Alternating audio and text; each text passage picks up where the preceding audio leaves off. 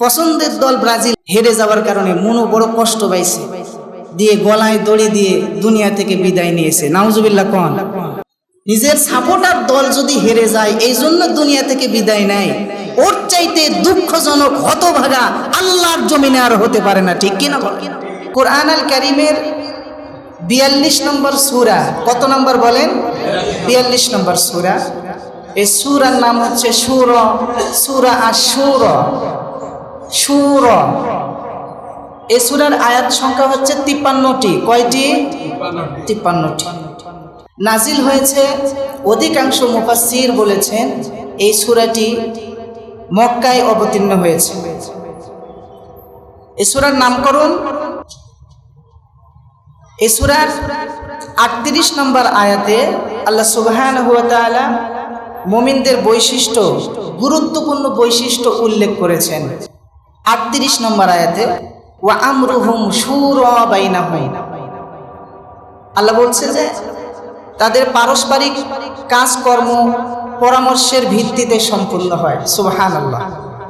কাদের? মুমিনদের কাজকর্ম পরামর্শের ভিত্তিতে হয়। এই আয়াত থেকে শুরা শব্দ পাওয়া যায়। এই শুরা 38 নম্বরের আয়াতের শুরা থেকেই নামকরণ করা হয়েছে সূরা আশ-শূরা। তাহলে এই সূরা শুরার 38 নম্বর আয়াত থেকে নামকরণ করা হয়েছে। শুরা শব্দটির অর্থ হচ্ছে পরামর্শ, মত বিনিময়, সম্মিলিত সিদ্ধান্ত গ্রহণ। এটা হচ্ছে মুমিনদের জন্য সুন্নাহ, রাসূলুল্লাহ করেছেন, আমাদেরও করা উচিত। সম্মানিত সুধী, ইসলামে পরামর্শ শুধু সামাজিক নিয়ম নয়, এটি একটি ঈমানি গুণ। পরামর্শ করা এটি হচ্ছে ঈমানি গুণ, যা ছিল নবী সাল্লাল্লাহু আলাইহি ওয়াসাল্লামের মধ্যে। তিনি সাহাবায়ে কেরামদের সঙ্গে অত্যন্ত গুরুত্বপূর্ণ বিষয়ে পরামর্শক্রমে সিদ্ধান্ত গ্রহণ করেছেন। প্রিয় ভাইরা আমার, আমরা এই সূরাটির শানে নুজুল একটু জানার চেষ্টা করি। কোন প্রেক্ষাপটে সূরাটি নাজিল হয়েছে? সূরা শুরা, মক্কার কঠিন সময়, কঠিন মুহূর্ত, যখন মানুষ ইসলামের দিকে আসতে ভয় পায়। কিছু এসেছে, আবার কেউ আসতে চেয়েও আসে না, ভয় পাচ্ছে নির্যাতনের শিকার হবে কিনা। এই কঠিন সময় এই সূরাটি নাজিল হয়। মুশরিকা রাসূল সাল্লাল্লাহু আলাইহি ওয়াসাল্লামকে অস্বীকার করেছিল, নানা রকম কটূক্তি করেছিল, মুসলমানদের উপর নির্যাতন চলছিল। তারা আল্লাহর একত্ববাদ এবং আখিরাতকে অস্বীকার করেছিল। এই কঠিন পরিস্থিতিতে আল্লাহ তাআলা রাসূল সাল্লাল্লাহু আলাইহি ওয়াসাল্লামকে সান্ত্বনা দেন এই বলে যে, হে নবী, পূর্ববর্তী নবীদের মতো আপনাকেও বিরোধিতা সহ্য করতে হবে। যেমন আপনার পূর্বে অনেক নবী রাসূল আমি পাঠিয়েছি, তারা যেমন বিরোধিতা সহ্য করেছে, কটূক্তি সহ্য করেছে, আপনাকেও এটা সহ্য করতে হবে। আপনার দায়িত্ব হলো পৌঁছে দেওয়া, আর হেদায়েত হচ্ছে আমি আল্লাহর হাতে। সুবহানাল্লাহি ওয়া বিহামদিহি। এই কথা বলে আল্লাহ সুবহানাহু ওয়া তাআলা এই সান্ত্বনার বাণী শুনায়া আল্লাহ পাক এই সূরা শুরা নাজিল করলেন। আল্লাহ কি মেসেজ দিচ্ছে, আসুন আমরা আলোচনায় চলে যাই। প্রথম আয়াত আল্লাহ বললেন হামিম। এটাকে বলা হয় হুরুফে মুকাত্তাত। এর অর্থ বেশি ভালো জানেন আল্লাহ সুবহানাহু ওয়া তাআলা। আমরা জানি না, এর অর্থ আল্লাহ জানেন।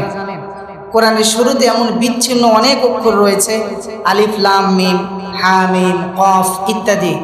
এগুলোকে বলা হয় হুরুফে মুকাত্তাত। আল্লাহ এর অর্থ ভালো জানেন।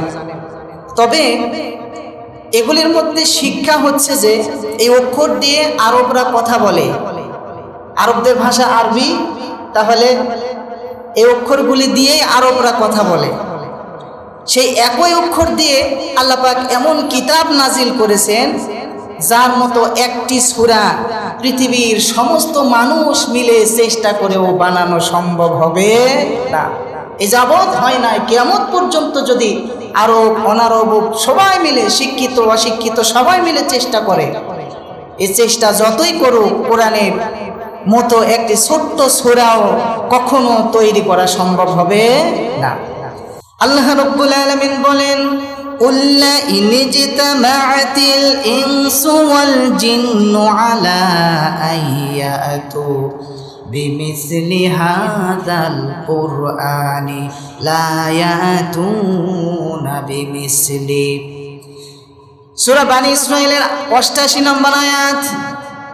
আল্লাহ রাব্বুল আলামিন বলেন, মানুষ ও জিন মিলে সবাই মিলে যদি চেষ্টা চালাইতে থাকে, কিয়ামত পর্যন্ত চেষ্টা চালানোই হবে, এর মতো কোরআন কেউ কোনোদিন আনতে পারবে না। সুবহানাল্লাহ।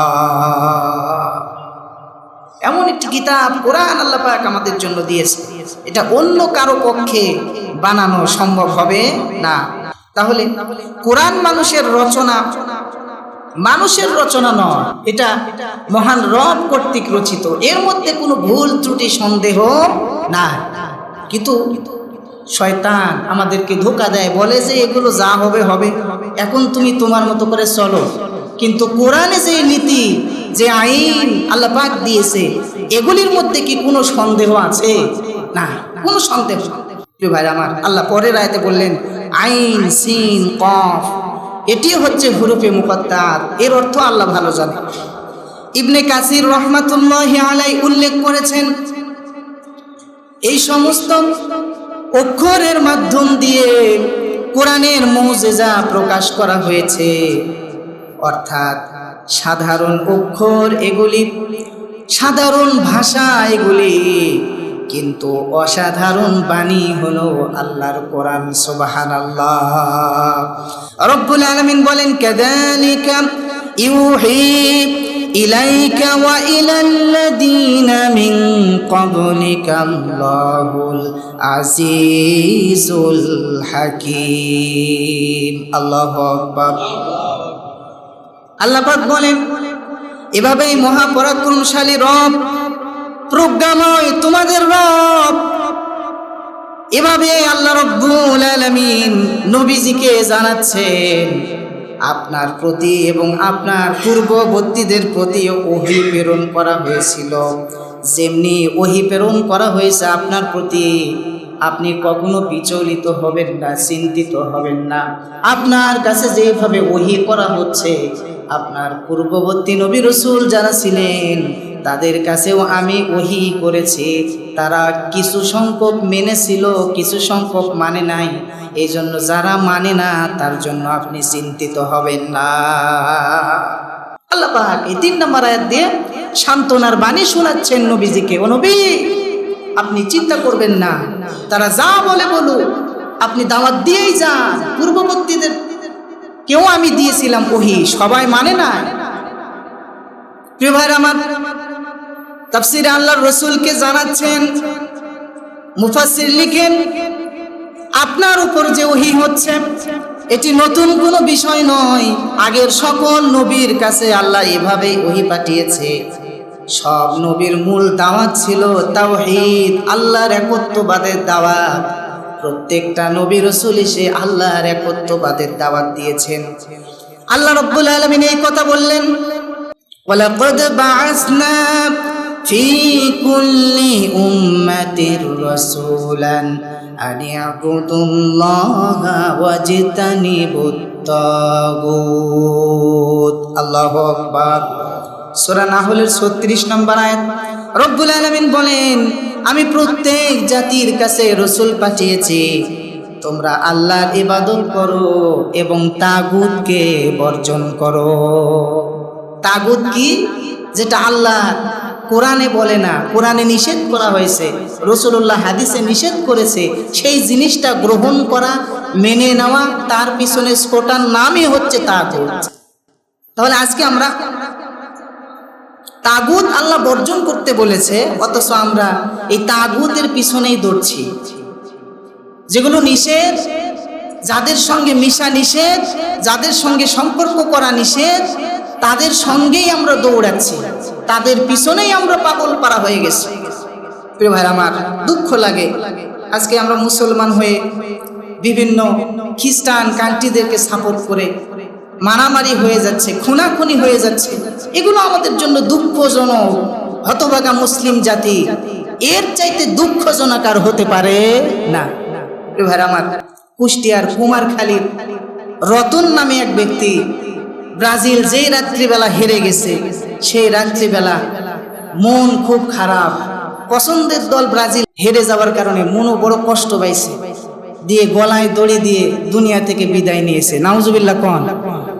যদিও এটা নিয়ে কিছু মন্তব্য আছে, অন্য কোনো কাহিনীও হতে পারে, কিন্তু যদি সত্যি হয় নিজের সাপোর্টার দল যদি হেরে যায় এই জন্য দুনিয়া থেকে বিদায় নেয়, ওর চাইতে দুঃখজনক হতভাগা আল্লাহর জমিনে আর হতে পারে না। ঠিক কিনা বলেন? আল্লাহ বানাইলো কি জন্য, আরো করলো কি? দেখছেন, একটা তো বিদায় নিয়েছে এই জন্য পো পো বন্ধ হয়েছে, কিন্তু আরেকটা এখনো টিকে আছে। ঠিক কিনা? যুবকদের কলিজা ওখানে যে আছে, হুজুর এগুলো বলেন না, লাগতেছে, অনেকে ভাবতেছে। ভাইরা আমার, আপনারা যে এগুলোর পিছনে দৌড়ছেন, চাইরে না লাভ আছে? বলেন লাভ আছে? নামাজ চলে যাচ্ছে 5 ওয়াক্ত, গুরুত্ব নাই। 10টার সময় খেলা, 8টা থেকে বসে আছে পর্দা দিয়ে, নেতা সাহেব আবার পর্দা দিয়েছে, দেখো তোমরা আমি আসছি। ওই পর্দা নিয়ে বসে আছে, কিরে ভাই এসা তো চলে গেল, পড়লা না? মাথা নিচু করে আছে। এই ইমাম সাহেব যা বলে বলুক, চুপ থাক। ইমাম সাহেব বলুক, চুপ থাকো। জি হুজুর, পড়বো নি। খেলা হচ্ছে হচ্ছে হচ্ছে, কত অসুস্থ মানুষ আছে, কত রোগী আছে, কত মানুষ ইবাদত করছে রাত্রিবেলা। রাত 1টার সময় গোল হয়েছে, কি চিল্লানি দিয়ে বলে গোল। ঠিক কিনা? এগুলো আমাদের সঙ্গে যায় যায় না। ভাইরা আমার, দুঃখজনক, এমন বাঁশি বাজাচ্ছে, এলাকা তুলপাড় হয়ে গেছে। রাত 12টা 1টার সময় বাঁশি বাজিয়ে বাজিয়ে নিজেরা খেলা দেখছে, সময় নষ্ট করছে, ক্ষতি করছে, খ্রিস্টানদেরকে সাপোর্ট করছে, আবার মানুষদের ঘুমও নষ্ট করছে। কত বড় গুনাহগার হচ্ছেন আপনি, কত রোগী কষ্ট পাচ্ছে, কত বাচ্চারা ঘুমিয়ে আছে, এই বাঁশির আওয়াজে ঘুম পর্যন্ত ভেঙে যাচ্ছে। ঠিক কিনা বলেন? ইসলাম আপনাকে এই ধরনের কাজ করার অনুমতি দেয় না। এমন কাজ আপনি করবেন না, দুঃখজনক। কলিজার ভাইরা আমার, কোরআন থেকে শিক্ষা নেন। এমন কোনো ব্যবহার আপনি করবেন না যে ব্যবহারের দ্বারা অন্য মুসলমান কষ্ট পায়। প্রকৃত মুসলিম যদি হতে চান, আপনার হাত, আপনার ব্যবহার, আপনার কণ্ঠ কোনোভাবে যেন আপনার ব্যবহারের মাধ্যম দিয়ে আর একজন মুসলিম ভাই কষ্টের শিকার না হয়। আল্লাহ পাক এই সোনার ছেলেদের সঠিক বুঝ দান করেন। আমরা বলি আমিন। আরো জোরে বলেন আমিন। প্রিয় ভাইরা আমার, হাদিস শরীফে এসেছে, আল্লাহ নবী বলেছেন, নবীগণ পরস্পরের মধ্যে ভাইয়ের মতো, তাদের মায়ের ভিন্নতা থাকতে পারে কিন্তু তাদের দিন একই ছিল, দাওয়াতি কাজ একই ছিল, আল্লাহর দিকে মানুষদেরকে আহ্বান করা, আল্লাহর দিকে আহ্বান করা, মানুষদেরকে সঠিক পথের দিশা দেওয়া। মক্কার কাফেরেরা যখন রাসূলুল্লাহ সাল্লাল্লাহু আলাইহি ওয়াসাল্লামের সেই ঘটনার কথা আপনাদেরকে একটু শোনাই। ঘটনা সকলেরই জানা। নবীজি যখন মেরাজ থেকে আসলো, তখন হযরতে আবু বকর রাদিয়াল্লাহু তাআলা আনহুর কাছে যখন গেল, সাহাবায়ে কেরাম কিভাবে রাসূলকে বিশ্বাস করেছে, কোরআন হাদিস কত মহব্বতের সাথে গ্রহণ করেছে। হযরতে আবু বকর রাদিয়াল্লাহু তাআলা আনহুকে বলা হলো, তোমার সাথী মুহাম্মদ দাবি করেছে তিনি যেন এক রাত্রে বাইতুল মুকাদ্দাসে গিয়েছে, তিনি নাকি গিয়েছে এটা বলেছে এবং আসমানে উঠেছেন, তুমি কি এটা বিশ্বাস করো নাকি? হযরতে আবু বকর রাদিয়াল্লাহু তাআলা আনহু রাসূলকে কত ভালোবাসে দেখেন। তিনি বলেন, তিনি যদি বলে থাকেন তাহলে অবশ্যই তিনি সত্য কথা বলেছেন। সুবহানাল্লাহ। এই কথা বলার কারণে হযরত আবু বকর রাদিয়াল্লাহু তাআলা আনহুকে as-সিদ্দিক, সত্যায়নকারী উপাধি দেওয়া হয়েছিল।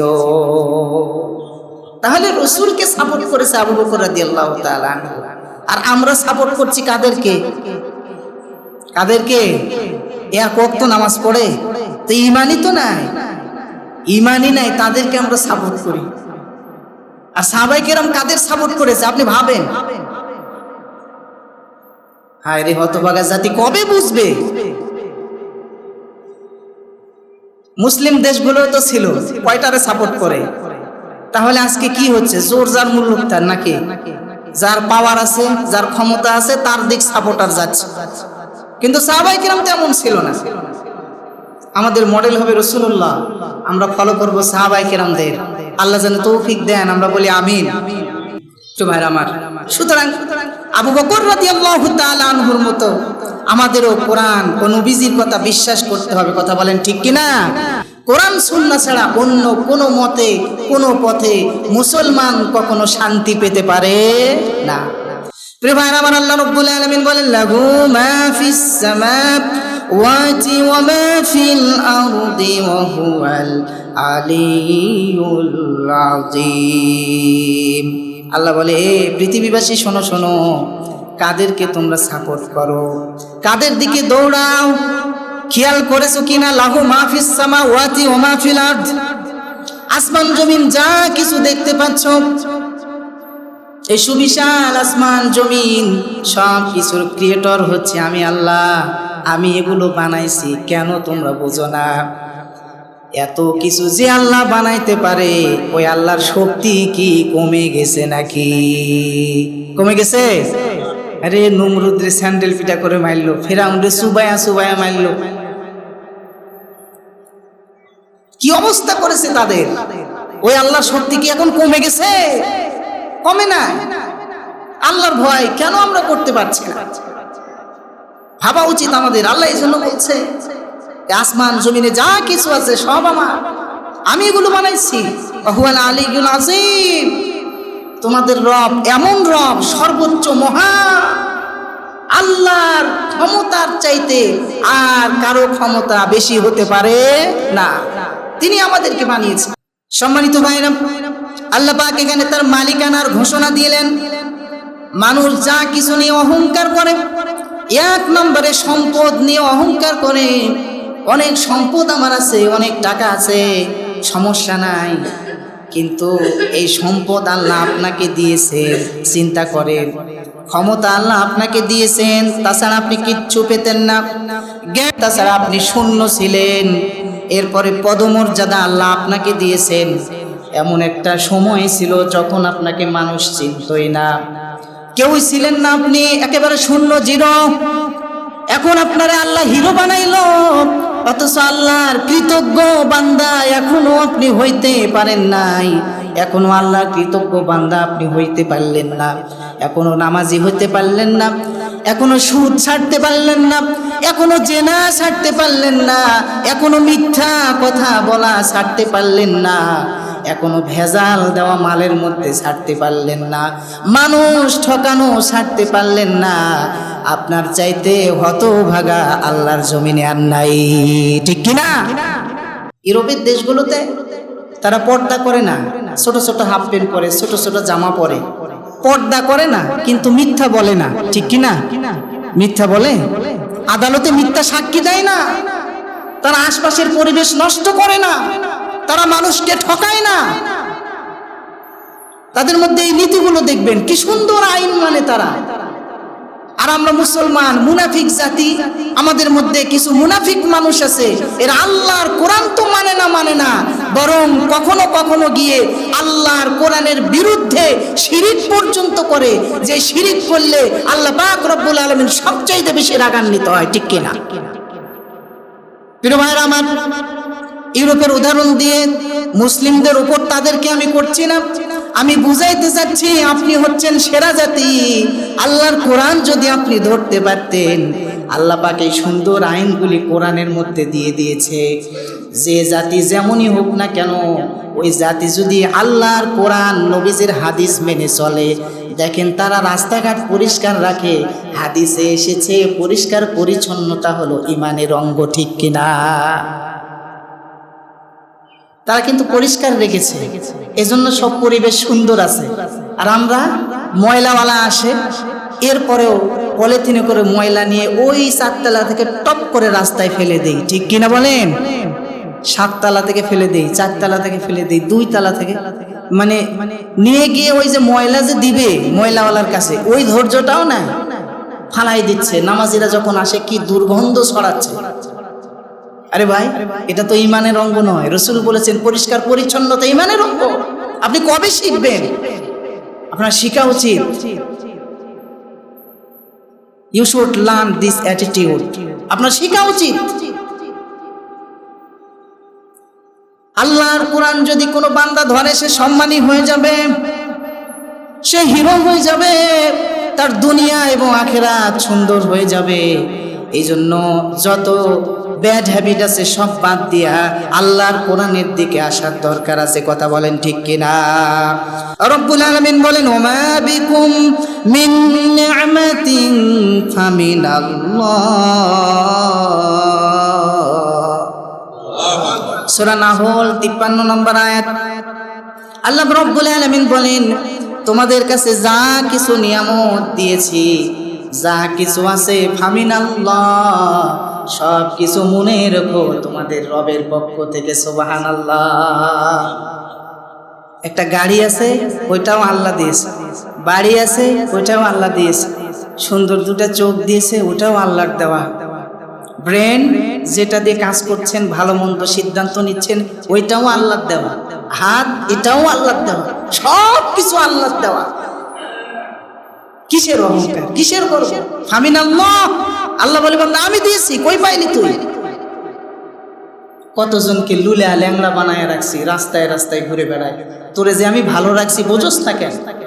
আমার শুকরিয়া আদায় করো না কেন? কলিজার ভাইরা আমার, এই জন্য শিক্ষা নেন, ফিরে আসেন, অন্যায় ছেড়ে দেন। আল্লাহর প্রিয় বান্দা যদি আপনি হতে পারেন, আপনি দায়িত্বশীল হিসেবে একবার চিন্তা করে দেখেন নবীজির এই হাদিসের দিকে। বুখারীর বর্ণনা 7138 নম্বর হাদিস। আল্লাহ নবী বলেছেন, কুল্লুকুম রাঈন ওয়া কুল্লুকুম মাসউলুন আন রাইয়াতিহি। তোমরা সবাই দায়িত্বশীল, প্রত্যেককে তার দায়িত্ব সম্পর্কে কিয়ামতের ময়দানে জিজ্ঞাসা করা হবে। প্রত্যেককে জিজ্ঞাসা করা হবে, প্রত্যেককে। আল্লাহর সামনে থেকে কেউ যেতে পারবে না জবাব না দিয়া।